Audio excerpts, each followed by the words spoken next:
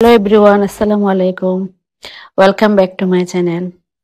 আজকে আপনাদের সাথে এমন একটা রেসিপি শেয়ার করব যেটা সবার খুবই জনপ্রিয়। এই রেসিপিটা হচ্ছে একটা ক্রোসেন্ট বান রেসিপি। খুবই মজাদার হয়, খুব সহজে এবং অল্প সময়ে বিকালের নাস্তা হিসেবে খুব ভালোই যায়। এই জন্য আমি নিয়েছি এখন চামচের মতো ইস্ট, 1 চা চামচের মতো চিনি এবং হালকা কুসুম গরম পানি দিয়ে এগুলো একটু গুলে ইস্টটা আমি 15 মিনিটের জন্য আমি রেখে দিয়েছি। এদিকে আমি একটা মিক্সিং বলে 1 কাপের মতো ময়দা, চিনি এবং তেল দিয়ে ভালো করে মিক্স করে ময়দাটা গোলানো ইস্টটা দিয়ে আমি একটা সফট ডো তৈরি করে নিচ্ছি।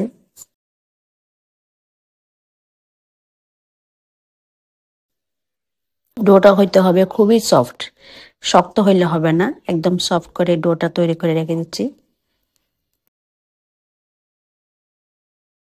হয়ে গেল আমার ডোটা। এটা আমি 20 মিনিটের জন্য রেস্টে রেখে দেব। এইদিকে আমি ক্রোসেনের জন্য একটা চিকেন ফিলিং তৈরি করব। তার জন্য আমি একটা ফ্রাই প্যানে হালকা একটু তেল দিয়েছি। তেলের মধ্যে আমি সামান্য পরিমাণ রসুন কুচি একটু নেড়ে চেড়ে নিচ্ছি।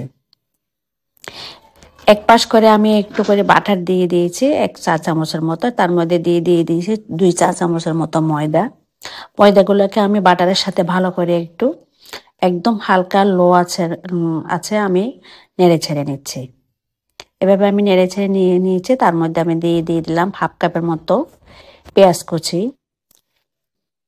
এবং সাথে দিয়ে দিয়েছি চিকেন। এই যে চিকেন জোড়া মাংসগুলা, এই চিকেনটা আমি আগে থেকে সিদ্ধ করে এভাবে আমি জোড়া করে রেখেছি। ক্রোসেনের মধ্যে এভাবে চিকেনটা দিলে খুবই সুন্দর লাগে এবং মজাদার হয়। সাথে দিয়ে দিয়েছিলাম কিছু কাঁচামরিচ কুচি,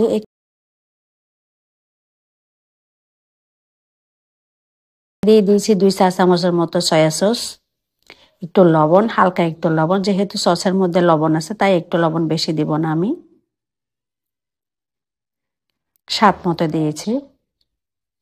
সবগুলাকে আমি একটু ভালো করে নেড়ে ছেড়ে নিয়েছি। সাথে দিয়ে দিলাম 1 চা চামচের মতো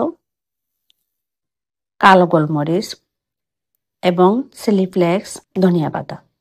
সবগুলাকে ভালো করে নেড়ে ছেড়ে আমি 5-7 মিনিটের জন্য রান্না করে নিয়েছি। এদিকে আমি আবার ফিরে আসলাম। ডোটা দেখেন খুব ফ্লাফি হয়ে গেছে। এই একটা ডো দিয়ে আমি এখন 8টা ক্রোসেন্ট তৈরি করে নিব। আমি এখন কিভাবে 8টা ক্রোসেন্ট তৈরি করব, কোন উপায়ে করব, সেটা আপনারা এখন দেখতে থাকবেন।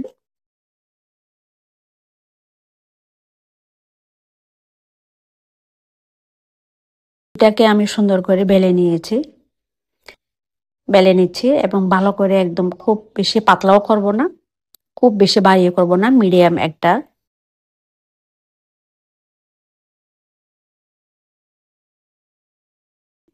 দেখেন, আপনারা দেখলে বুঝতে পারবেন কি মানে কতটুকু পাতলা করছে অথবা কতটুকু মোটা করছে। এভাবে আমি 8 ভাগে ভাগ করে নিয়েছি। প্রতিটা ভাগে আমি একটু সস দিয়ে একটু স্প্রেড করে নিয়েছি। সাথে দিয়ে দিলাম আমার এই যে চিকেন ফিলিংটা রেডি করে এক ক্রোসেনের ভাঁজ দিয়ে আমি এভাবে একটা ভাঁজ দিয়ে নিচ্ছি। দেখেন ভাঁজটা এভাবে হবে। ক্রোসেনের মানের ভাঁজটা কিন্তু এরকমই হয়। এভাবে এই ভাঁজটা দেখতে কিন্তু খুব সুন্দর লাগে। আমি প্রতিটা ক্রোসেন আমি ওভেন ডিশের মধ্যে রেখে প্রায় আধা ঘন্টার মতো আমি রেস্টে রেখে দিয়েছি। এটা কিন্তু রেস্টে কিন্তু আপনার আধা ঘন্টার মতো অবশ্যই রাখতে হবে, নাইলে জিনিসটা খুব সুন্দর ফুলে উঠবে না এবং ফ্লাফিও হবে না। ফুলার আগে কিছুতে আপনারা ওভেনে দিতে পারবেন না। এখন আমি কি করছি, একটা কুসুম গোলাইয়ে উপর থেকে একটু স্প্রেড করে নিয়েছি। ডিগ্রি সেন্টিগ্রেড তাপমাত্রায় 20 মিনিটের মতো আমি এটা ওভেন বেক করে নিয়েছি। দেখেন এভাবে আমার চিকেন বানটা হয়ে গেছে। খুবই জালি জালি হয়েছে ভিতরে এবং খুব ফ্লাফি হয়েছে, সফট হয়েছে। আমার এই রেসিপিটা ভালো লাগলে আমার চ্যানেলটা সাবস্ক্রাইব করে লাইক কমেন্ট করে পাশে থাকবেন।